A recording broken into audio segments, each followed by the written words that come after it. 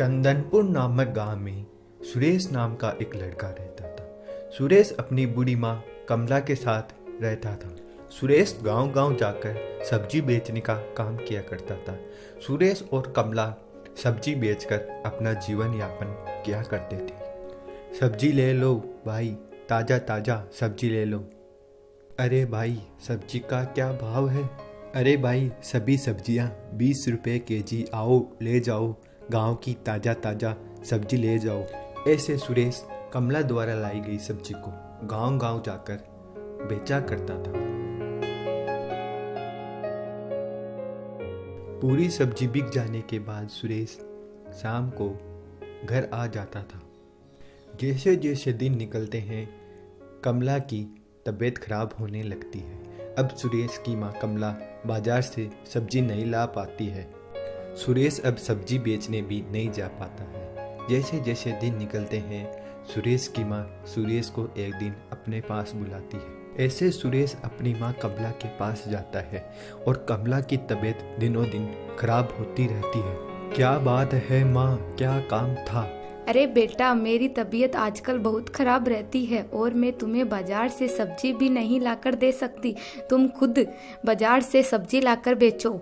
कमला सुरेश को सारी बात बता देती है कि वह कहाँ से सब्जी खरीद कर लाती और सुरेश को सारी बात समझ आ जाती है। ठीक माँ, मैं कल से ही बाजार में जाकर सब्जी खरीद कर ले आऊँगा। ऐसे सुरेश बाजार में सुबह सुबह सब्जी खरीदने के लिए रवाना हो जाता है।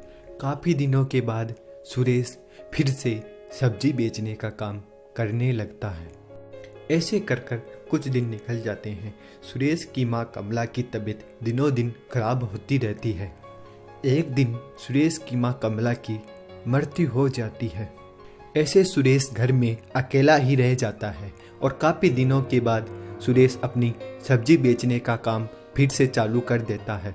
एक दिन सुरेश को सब्जी बेचते बेचते अंधेरा हो जाता है और बरसात भी होने लगती है। तो सुरेश अपने घर आ रहा था तो रास्ते में उसे एक कुत्ते का बच्चा मिलता है और सुरेश उसको अपने साथ लेकर आ जाता है। कुत्ते का बच्चा सुरेश के साथ रहने लगता है। सुरेश उसका नाम शेरू निकाल देता है। अब जब सुरेश गांव में सब्जी बेचने जाता तो अपने कुत्ते शेरू को भी साथ लेकर जाता था। जैसे जैसे दिन निकलते हैं, सुरेश का शेरू के प्रति लगाव बढ़ता रहता है। अब शेरू बड़ा हो जाता है। सुरेश अकेले ही सब्जी बेचने जाता है। पीछे से शेरू घर का ख्याल रखता है। एक दिन सुरेश सब्जी बेचकर आ रहा था, तभी उसे रास्ते में दो लुटेरे मिल जाते हैं। अरे भाई, कौन हो तुम यहाँ क्या कर रहे हो? हम लुटेरे हैं, तुम्हारे पास जितने ही पैसे हैं हमें दे दो, नहीं तो हम तुम्हें मार डालेंगे। सुरेश पैसे नहीं देता है और वहाँ से भागने की कोशिश करता है। तभी सुरेश को दोनों लुटेरे पकड़ लेते हैं। दोनों लुटेरे सुरेश को पकड़कर मारने लगते हैं। तभी वहाँ शेरू आ जाता है। शेरू उन लुटेरों पर हमला कर देता है और सुरेश को बचा लेता है।